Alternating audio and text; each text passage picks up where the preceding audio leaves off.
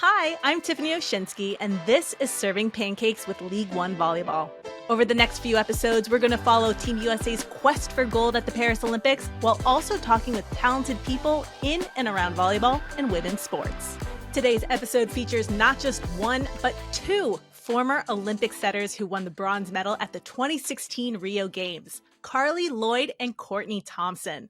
Carli hails from California, where she earned AVCA Player of the Year honors while at Cal. She's an amazing role model for her adorable daughter, and we're excited to see her back on the court as one of the founding athletes of Love Austin. And Courtney's accolades include a national championship at the University of Washington in 2005 and a silver medal at the 2012 London Olympics as well. And she is now League One's head of pro integration and co-director of youth coach development. Thank you so much for being here, ladies. Yeah, I'm really excited to be here. Thanks for having me. Yeah, likewise. What a treat. Have loved listening to your podcast so far, and Carli and I are really great friends, so this is pretty fun for us. I'm so excited that both of you guys are here because, yeah, you guys got to play together. You have known each other for a while, and here we are all together to talk about Team USA and, unfortunately, their heartbreaking loss against China. But before we actually get into the game, I want to ask you guys, because you have both been to the Olympics, you've experienced what it's like to be at the opening ceremony and just being a part of the Summer Games. But for this year's opening ceremony, it was a little bit different than previous years because they actually got to ride boats down the Seine, which is insane. But for you ladies, what was it like being part of the opening ceremony? Man. You want to start? Yeah, sure. It just feels so surreal, and so much of what we, previously playing volleyball in this country, so much of it's overseas and away from friends and family and fans. It's just different. And to get to be in a moment where you feel the swell of a whole country kind of behind you and you get to be a part of something that's you've watched your whole life and it's so much bigger. It's just really cool and very surreal. That's the word that always comes to mind for me. Yeah, I think for me, the energy when you walk into an opening ceremonies and you're getting ready and you're about to walk in and you look at your teammates and the other athletes, it's like, holy cow, this is it. Like that feeling it's hard to come by in a lifetime. So it was incredible. And yeah, I got to my one and only Olympic ceremony was with Court next to me. So that's pretty rad. What's it like walking together with your teammates? Are you guys talking to each other? Are you guys kind of just in awe looking around at all the people, all the flashing lights and pictures being taken? I mean, what are you guys doing as you're walking? Dude, my cheeks hurt just thinking about it. It's interesting because it's actually a pretty long day. You leave the village and then you're kind of in you take buses somewhere and then you're in this holding place because the United States usually goes pretty late. And so you're chatting with other countries, you're talking with all the other sports, which is super fun. And then at one point, at least in my experience, right before you kind of enter the stadium, everyone starts chanting USA. You're just absorbed in that incredible moment. But most of the time you are chatting it up and you're pointing and you're like, oh my God, that's so cool. Look at this. And you're taking pictures and it's the range of it all. I don't know. It's pretty cool. Yeah, I think I'm not the best with my phone. I don't have it. I'm so in the moment with things that I forget to document a lot of things. So I do it with my daughter now too. I'm in the moment, forget. So I think I was so in it. I have vivid moments that I remember of my whole experience at the Olympics and not a ton of documentation of it. But yeah, being with your teammates. And then I remember certain other teams that were around our team. We had the men's team with us and our team. And I remember being with some track and field athletes and, it's a mixture of both. I think some athletes are really good with the camera and can get it all. And that's so cool because then you get to look back and actually relive it with family that maybe wasn't there. Or I get being in the moment. I mean, I forget to take pictures all the time. Just remember the memories. So before Team USA got on the court on Monday, they had a few days off since arriving in Paris. So for you guys, I'm not sure how much time you had off before your first match when you played in the Olympics, but what do you do during the time between when you arrive in the host city?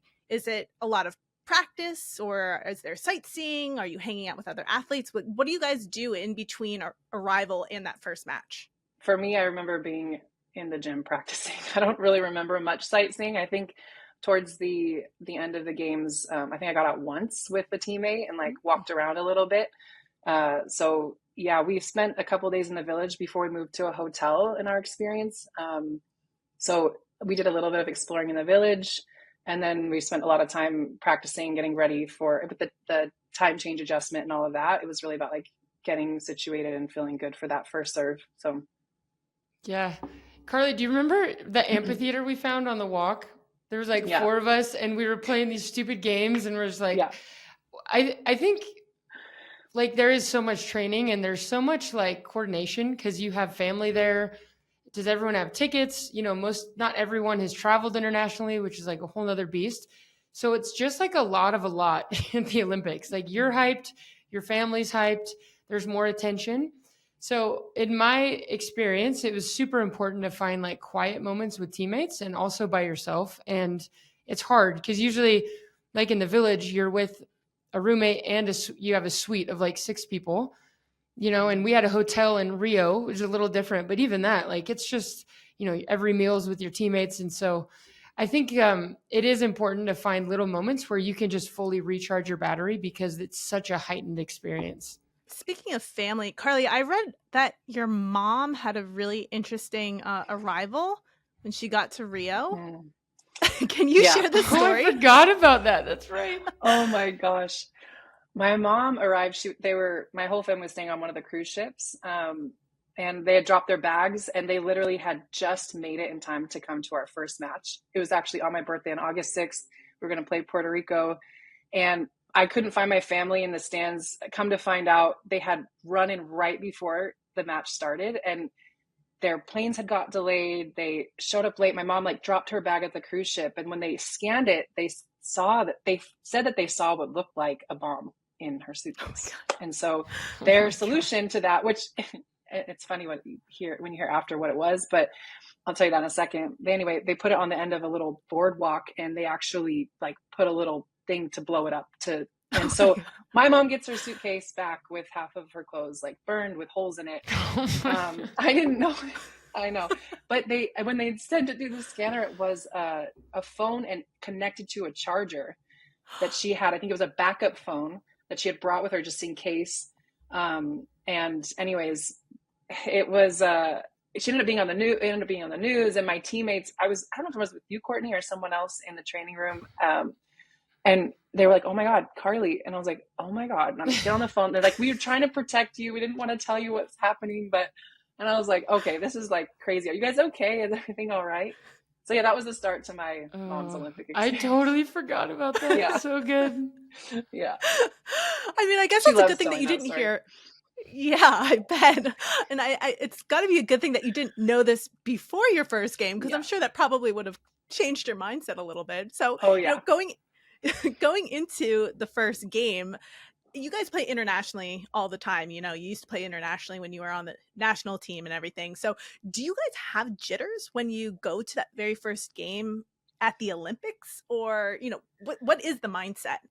Oh my gosh, jitters. When I think back to that first moment walking in, I remember having like full body chills, like from my feet all the way up to my head, back down to my feet, just like you're vibrating with this. Courtney used the word surreal. It's true. It's like a weird feeling that you've never felt before, and all the thoughts coming in. So yes, there are jitters. It's a lot of excitement and emotion. There's some nerves in there. And just the feeling of being in that arena for the first time, it's one of my core memories of that whole experience, is the first time we walked out as a team. Dude, I get chills just hearing you talk about it. Yeah. And then like you see the rings and you're just like, oh my God, like we're here. And it's pretty cool. I remember we had a scale from 1 to 10 that we would articulate our level of activation. So like if you're really nervous, excited, like super high energy, you're at a 10. And if you like wake up in the morning, you're at a 1. And so we were always as a team trying to find like a 5. And before our first match in Rio, I remember leaning over to Kayla Banworth, best libero in the world at the time. And I was like, hey man, what number are you at? Like between 1 and 10? And she looked at me and just goes, dude, I'm at like a 55. I'm like, we're in this thing. And I laughed because I was like, yeah, me too. Like it's not necessarily a negative thing. Like it's one of the coolest experiences you can have as an athlete. And so we were grateful to be there. And then it's just like, all right, how quickly can we relate to this in a way that's helpful? Court, do you remember what number you were at? I was probably like a 54. I think I was a little different. In London, I think I was at a 50 the entire 2 weeks. Whereas in Rio, I think I felt quite a bit different. But yeah, either way, it's intense. Yeah, what number were you at, Carli? I don't know. That walking out, I was for sure, I wouldn't say, I don't know, maybe over that. But I remember like when we stood on the back line and they like introduced US, and I remember finding my family and just starting to cry. And I was like, ooh, this is an interesting emotion to have right before we're about to play our first match. I'm like, tears are coming. It's like, holy crap, this moment is incredible. There's so many emotions that happen throughout your time there. God. That is so cool. And to think, you ladies were one of 12 in the years that you played. I mean, that's like mind blown, the coolest thing to be part of. I wish I could experience that, what you ladies experienced, but I'm going to live vicariously through you guys. There you go. So let's talk about the US game versus China, which, as I said earlier, ended in a heartbreaking loss in 5 sets. They went 20-25, 19-25, then won the next 2 sets 25-17, 25-20, and then unfortunately lost that 5th set 13-15. But the women who were on the court to start were pretty much all on the previous Olympics in Tokyo on that team. So, going into that, they're veterans on this court. What do you think was going through their mind as you saw them out there, and how did they perform in that first set? Ooh, man, I'm so curious what Carli's going to say, but even talking about our last answer, like you're in this emotional thing, there's so much going on. And then it's also like, hey, we're just here to play a volleyball tournament, and you kind of lock in. So in my opinion, I think this team hasn't had the same lineup for the last few months, like ever, and not consistently. So in my opinion, on my couch here in Utah, it seemed like they were just kind of trying to find their rhythm, and like they would do a few good things and trying to play like lights out from the beginning. And I mean, that's easily a matchup you could see in the finals. And so to come out of the gates at that level is tough. So in the first few sets, I feel like we just weren't quite executing at the level we needed to. Yeah, I'd second that. Yeah, I'd second that. I felt like there was such momentum shifts throughout the match. And like to start, seeing the starters come out, like they looked composed, and there was some good volleyball in those first 2 sets from our side of the net.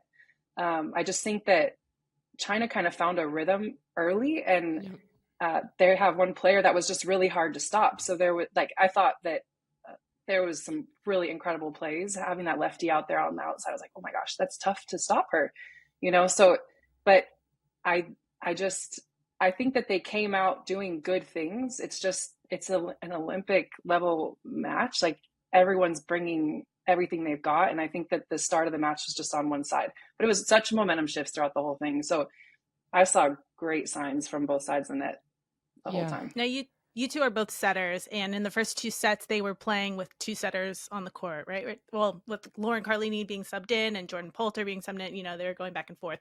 What's the strategy behind bringing in 2 setters in a game? So internationally, it's called a double sub. So if your setter's in the front row, you sub in an opposite for her. And then when the opposite's going then to the back row, you put another setter in there. So what it does is for 9 rotations in a row, you have 3 hitters, which typically is better for you offensively. And, Carli was the double sub in Rio. I played the double sub in London. And to me, it's a little bit like a closing pitcher, and like if it's tight or, in this case, I think they're wanting to save Jordyn's knee a little bit. Like it's a nice way to kind of get a break. It can be a momentum shifter. It can help you like push you over the edge. And sometimes it just doesn't like there's a good rhythm going on and it's disruptive. So to me, I think it's match to match. I think it's personnel. Like there's so much that goes into it, and it's so nuanced.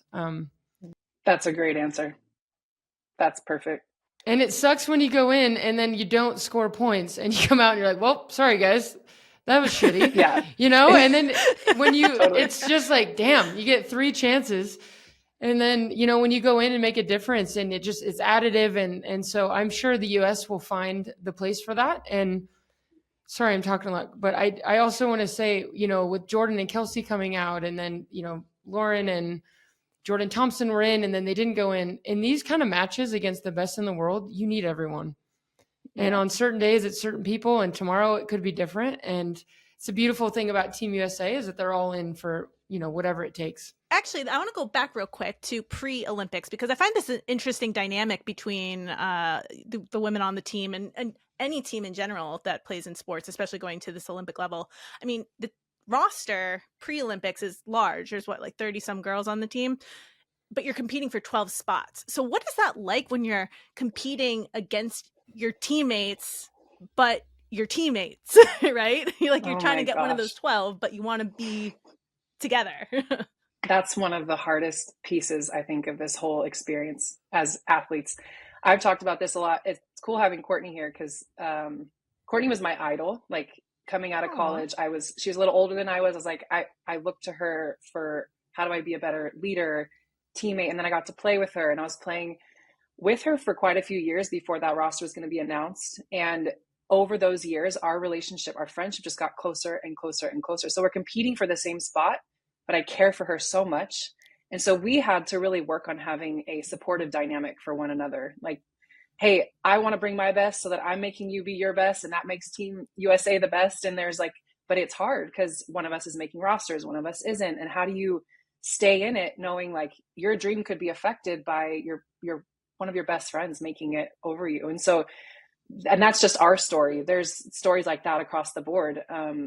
And you really have to find a way to learn how to give everything you can for the betterment of the team. If you don't do that, it's hard to stay in that gym because everyone is so good across the board. And like you said, there's around 40 girls to start, and then it's just cut down, cut down, cut down.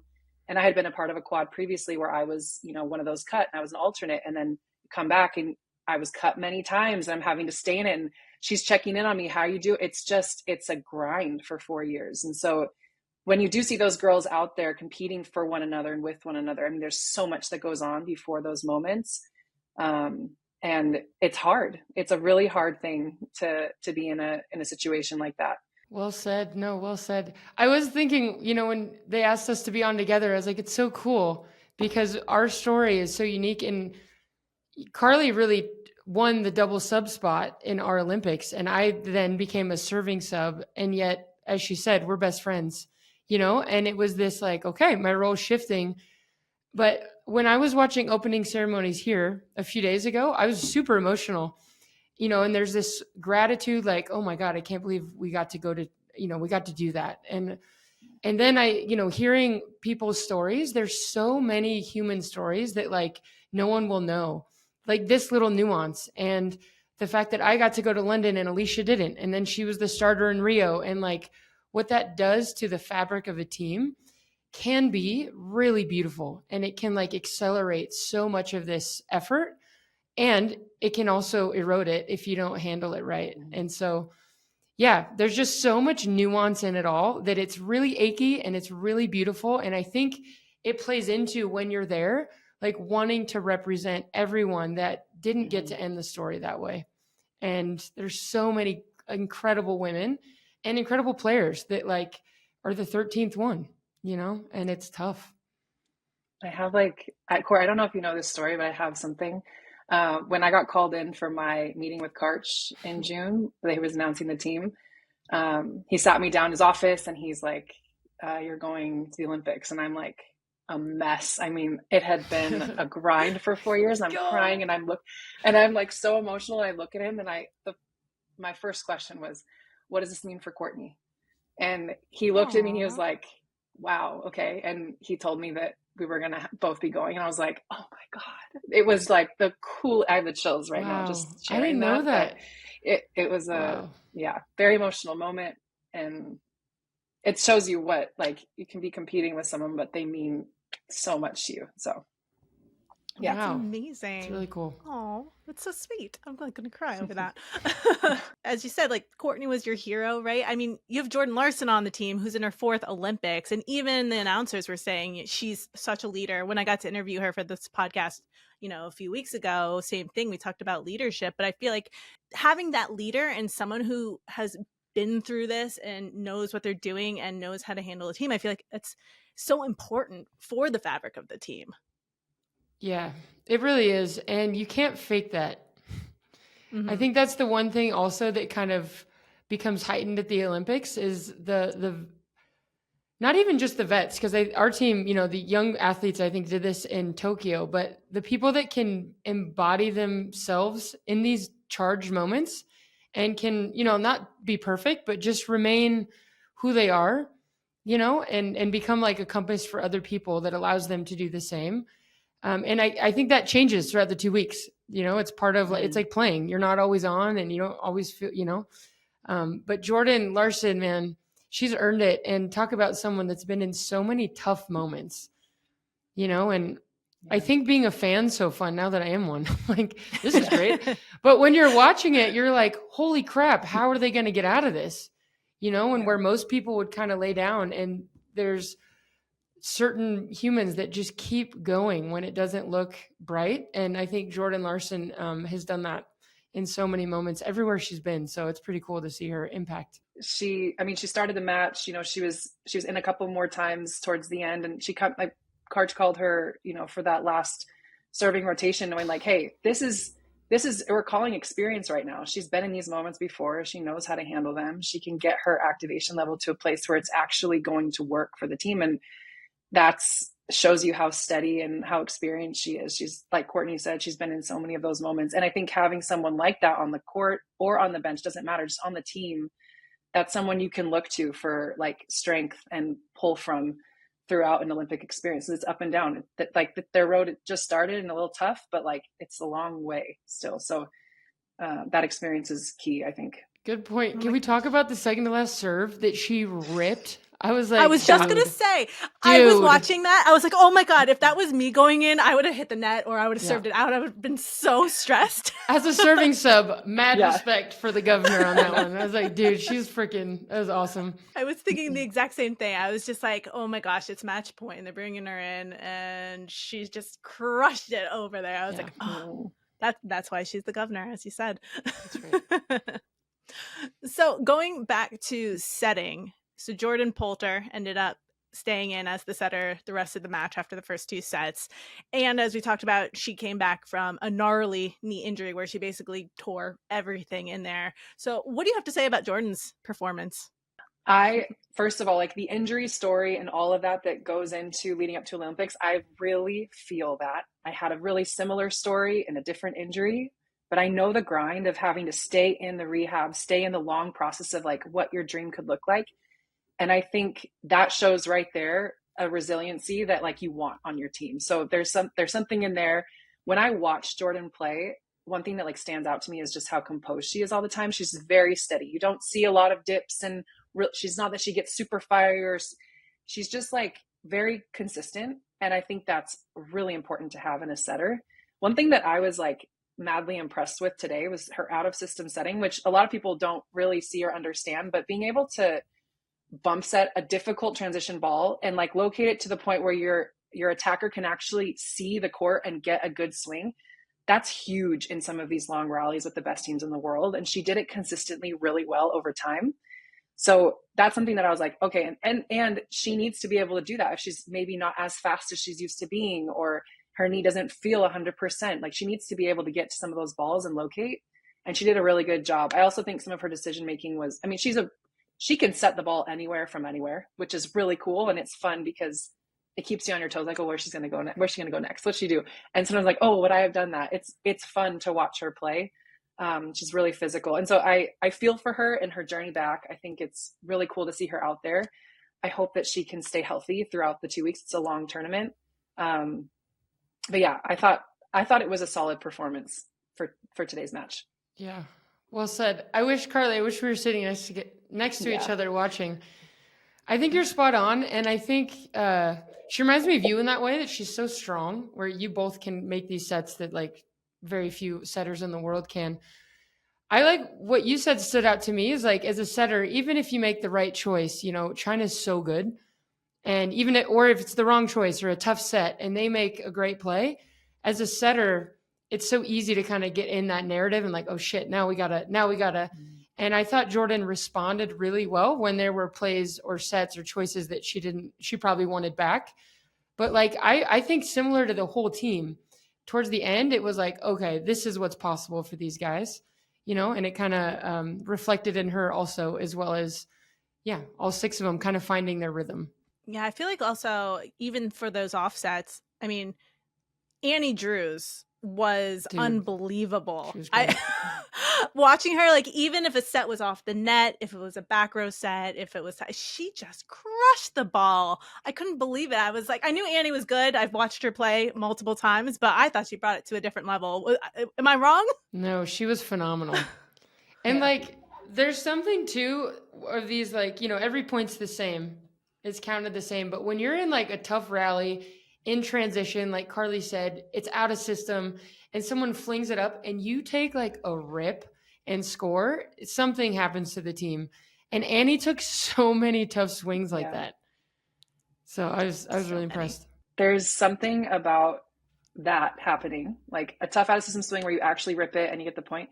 And then also there was a beautiful energetic like shift in the team going into that third set. Like slowly it built. And I was watching the girls celebrate one another and I was like, oh, that is a feeling you do not find other places. So like cool. Watching her rip a ball and she's turning to the team and it like, oh, I love that's like one of the reasons I love to keep playing, because it's like you just don't find it anywhere else and they're fighting for each other and that's so cool.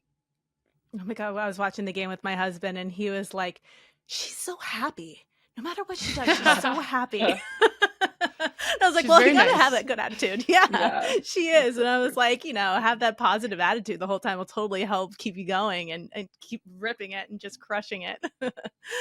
And now in the third set and in the fourth set, actually from the third set on, you know, they brought in Avery Skinner and Catherine Plummer, two Love Club alumni, by the way.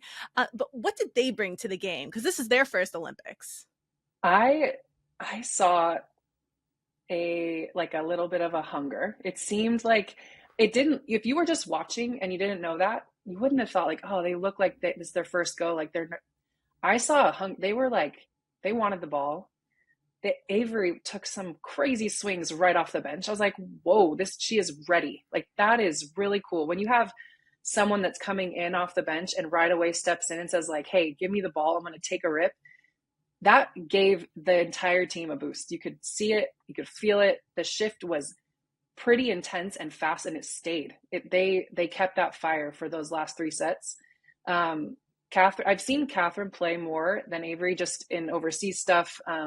I've never actually been on the court with Avery, but Kat her ball is so heavy and she passed she's also one of those players that seems very like consistent and almost calm, but then she rips the ball. And it was really cool to see 2 young kids come in, but they looked great and they brought a lot to the team and they helped shift that energy. And I really enjoyed that.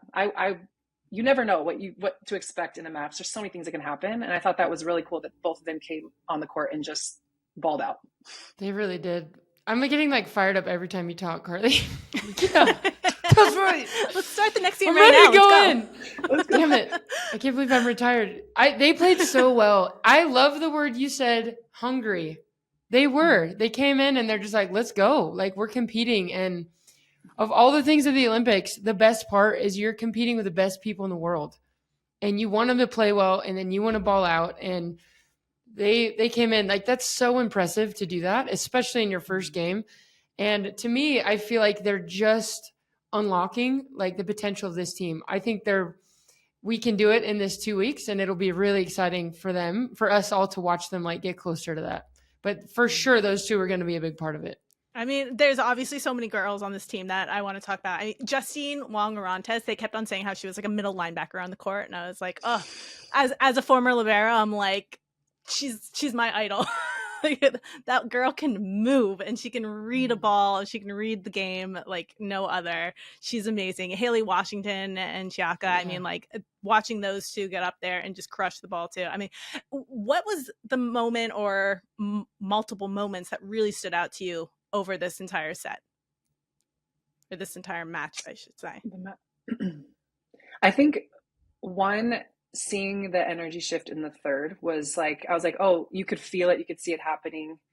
I think some of those big rips, like when you get a couple of those points where the ball isn't touched by a defender on the other side and it goes to the ground, like there is like this boost in confidence for the whole team to start feeling like, okay, like we have what it takes.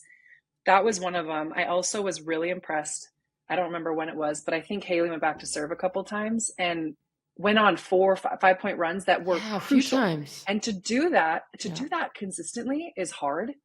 And I was really impressed to see a middle do that. That's like really awesome. So I was like, that is rad. And Avery went back and took some rips too. And service pressure is huge. It can shift the momentum of a game if you get people out of system long enough. And they were able to do that. And I think that helped them stay ahead for those 2 sets too. Court, I don't know if you have anything different. Those are spot on. The 2 that stand out to me was, I think it was the 4th set, and there was a one-on-one on the outside, and Justine stepped up and dug the shit out of this ball. I mean, it was off the court, and then someone threw it up. I forget who it was. I think it was Kat, and she took a rip, and we scored. And I was like, man, to make a run in this tournament, you have to make plays like that, and it's insane. We call them like YouTube plays. They're like, how did that happen? But that has to happen. And then on the other end of it, I feel like the first point, I hate to say it, the first point of the 5th set, where we have an overpass and we don't take advantage. And, that's the difference. The margins are so thin at this level. Like, you've got to take advantage of those plays. So to me, those are kind of indicative of the whole match. We have everything we need to win this thing, and we're not quite there yet, but we can get there. I want to just say there was like the word that comes to mind is like lucidity in number 12, the lefty outside from China. She was their go-to player, like for most of the match, like in key moments, like, okay, it's probably going to go there. And her awareness of where to put the ball, like deep corner, I was like, she's hard. It's hard to stop a player like that like has every shot, and you're trying to take something away and you're hoping that defense can get around. And I kept thinking like, she, in my opinion, she was the game changer, but that everyone has their own opinion of what could happen. But there were key moments where like, she's the one making the play, and she never wavered. She was so consistent the whole match. I was really impressed. I've seen her play over a long period of time, and she just keeps getting better with more experience, more awareness of the court and what's open. And I thought she played really, really well. So if I were playing them in the future, like, how do we get more of her? Yeah. She also, it was like a combination of knowing where to place the ball, but also knowing how to get around the blocker's arms. I was shocked. Like, somehow she could find the hole either between the 2 blockers, or, she could just cut on the outside of someone's arm. And I was like, how? And then also still put it in the right spot on the court. Yeah. And as a lefty, you don't see a lefty as much. It's just like in baseball, it's like you don't respond to that as much. So these little nuances as a blocker, not that I was one, but where you like upgrade and you kind of get this angle, I think those, like, she's just getting a few more swings a match, which again is like all the difference. But dude, some of her 4-4, I was like, good night. God, she didn't kill someone. Yeah, her 4-4, but then she's tooling the block like, yeah. I'm like, she's got it all. Yep. Yeah. Well, on Wednesday, so the U.S. is going to be playing Serbia, who's one of the best teams in the world. What did you see against China that they need to change or adapt for this next game against Serbia? Along with like just kind of locking in our own rhythm and like finding our identity in this tournament, I think that's probably where we would need to start. And then I'll probably point to service pressure. I think China served really tough, and we handled it well. But when we served well, you could just see us. We were going on runs, and it's disruptive. And we can put so much more pressure on them. So I think versus Serbia, that's going to be important. And they got some huge arms as well. So it'll be a fun match. I think that's a really great point. Service pressure. Keep Serbia out of systems so that they can't set their middles as much, because they've got firepower everywhere. They're a really strong team. And I think a lot of their energy will come from getting their middles involved. That's like one thing I know about, like when they're fired up, it's like, ooh, they're a little scary. So it's going to be a fun matchup though. I'm excited for that game. Yeah, for sure. It's going to be a fun tournament, fun few weeks of volleyball playing. The way the pools are set up are so different. Like it's such a different, because in London and Rio, you're in 2 pools of 6 and the top 4 teams from each move on, which is pretty much everyone in the world who should move on. You know, if you say it that way. In the three pools of 4, it's just a different level of pressure from the gate in how I see it. Very different. So this is quite the start. China and Serbia. Let's go. Yeah. I know. Well, at least they got a point from this match for going to 5 That's a big sets, deal. So big deal. We'll take that. Now, when you guys were in Rio together, did you have any fun memories besides medaling? Anything that really sticks out to you that, you want to share? Yeah. The one I was saying earlier, this is so weird. There's like 5 of us that took a walk. I think it was before our first game, or maybe in between our first few games. And you're trying to keep things normal, but you're at the Olympics, so it's hard to. And we found this like epic amphitheater, and we were just playing stupid games like, hey, Carli, go up there and you have to talk about green for 1 minute. Go. You're like, well, just like stupid. And we're laughing. That was one. And then Carli, I remember after we won the bronze medal, the men played at 11 a.m. the next day. And so we went out and partied and did the thing. And everyone went to bed. And Carli and I were like, let's keep it rolling. And we stayed up the entire night. We went back in like the training room. We were like sitting against the fridge, just like chatting until like 10 a.m. We were like, well, I guess we should go to the match. And it was like, it was awesome. Like I think of that really fondly. Yeah. That's one of my highlights. Like that moment with her, just the 2 of us, like reminiscing a lot on like how this has gone, but then also like, we're going to keep this rolling. It was like a mixture of emotions because we were like up and down and the whole experience of it. And also that amphitheater thing, I'm pretty sure Courtney is the one that orchestrated all of that. She's usually trying to find ways for us to do crazy things. So yeah, she was definitely having us talk about the most random things. So I remember one of them being like overpasses or something, like city. It was the most bizarre thing that she was making us talk about. That was Kelsey. Wait, we have to tell this story. I was Go like, ahead. so of course, I love stupid games. So I'm like, Carli, talk about this. And it's like comically nerve-wracking. Like no one cares, but it's like hard to do. And we had a timer for like 60 seconds. And I go, Kelsey, talk about overpasses. And I meant volleyball overpasses. And she starts talking about the city bridge and this, and we are dying. And she's like, what? Oh, we laughed so hard. I forgot about that. That's a good topic of conversation. I feel like everyone has that, right? Yeah. Just to add on that moment, like sitting against the fridge, there's such a rawness to the Olympics, and it's such a culmination of like heartbreak and joy and effort. And, we lost in the semis 15-13, and to be gutted and then to come back and fight for a bronze, it's just like you have nothing left.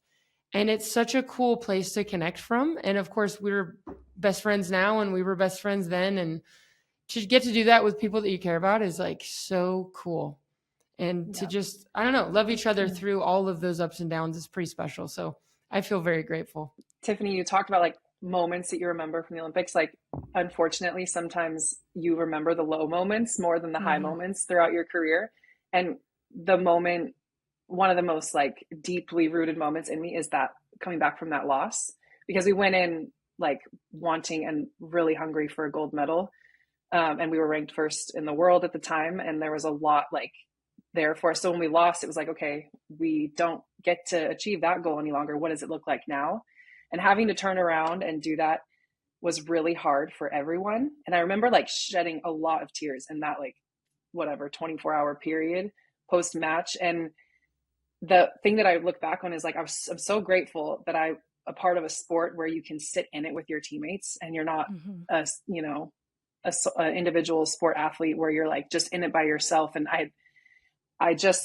I'm really grateful. I was playing a sport where you can lean on your teammates and go through it with them and process it together and then come out and hungry for a goal. And we did accomplish that next goal, but it took a lot. It took everyone like rallying and coming together to do that. It's a hard thing to do. So I very vividly remember like that it was a really low moment here. And those moments happened throughout the tournament. So yeah, grateful that I was in it. It's got to be tough to like be in that gold medal match and not win it. But did you find it kind of, did you think that there was some more pressure to try to win the bronze medal match because you either win or you don't get anything, as opposed to like the gold medal match where if you were in the gold medal match, if you won, you win gold. If you don't, you still win silver. Is there like a different mindset, do you think, between those two matches going into it as a player? I think there's something cool with like, hey, either way we have a medal, but you so want the gold that it's you're still kind of in that. I would say the difference is the bronze medal match to me just feels like a dogfight. Like when you're competing in a tournament that you care about and there's a lot of attention, there's just like this buzz, but you don't really let down until you lose. And when you lose, especially in a match like the semis, you have like a release of like just tears and anger, and your team goes through it and then you come back. So, and I don't think the Netherlands had much either. Like your tank is kind of empty and you're just like, I keep swearing, but you're like, screw it. Like we got to fight. And it was an ugly match, but that's what it felt like. And so to me, that's the biggest difference is you're just completely raw and you got to fight. And it is what we trained for. And it was pretty special. Really special to be a part of that. I feel really proud of that medal. As you should. All right. Well, we want to end this episode on a game for you ladies. We want to, we thought it would be a little fun to play a game called Who Said That? Where we're going to pair some quotes from some of our love athletes who are on the Olympic team and, Olympians. Oh, that's fun. So we have a few quotes and we can see who can get the quotes correct. Okay. I love this game. All right. I'm in. All right. First quote. One of my best friends, Beth, she always told me never to leave anything valuable in my car because smash and grabs and girly. Jordyn Who Poulter. said that? Yeah, unfairly. Yep. I knew that one. Jordyn for sure. Bethy. Yeah. Yes. Jordyn, from when her medal was stolen from her car, but she got back. All right. Here's another quote. Before she became an Olympian, this player said, when I started middle school, I said, I don't want to play volleyball anymore. I want to be a cheerleader and I want to be a competitive hip hop dancer. Oh. I don't know. I'm going to say Haley. No. You said cheerleader too. Maybe not. Oh my gosh. That's a tough one. Micah.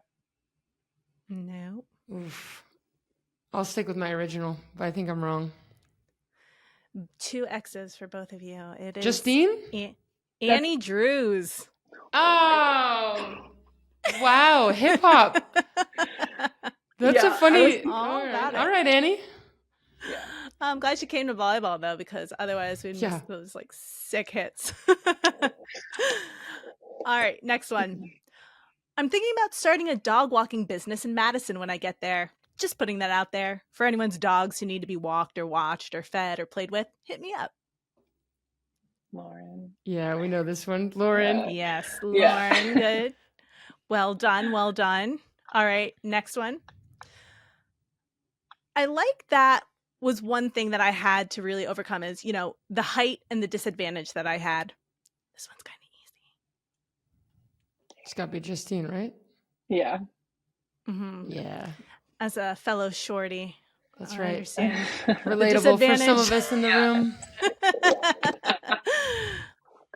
All right. Here's one. Being a mom is crazy and fun, but I wouldn't have it any other way. That had to be Carli. Let's go. I was like, wait a minute. That's Is this a right. trick question? Yeah. We were trying to trick you. All right. And then the last one. Oh my goodness, my cat just came in and meowed very loudly. I don't know if you heard that. Amazing. Welcome. I did. All right. And the last quote, work hard, have fun, and spread the love today. Oh man. Bummer. That's me. Well, it's perfect because it's for your new podcast that's coming out. That's right. I know. I can't not say it. It feels fun, but it is a little corny. That's right. I'm a little corny. I like it. I think it's great. Do you want to give a little plug to your podcast because it is part of the Love podcast? Let's go. Yeah, Beyond the Court. We started Beyond the Court with Love, and we're primarily interviewing coaches and leaders from volleyball and other sports as well. Just anyone that's really coached other people. And to me, coaching is like finding the best in people and bringing it out as much as possible. So I've been having a blast getting to interview some amazing humans and just learning alongside everyone else. And I feel really grateful to do it. So come check it out.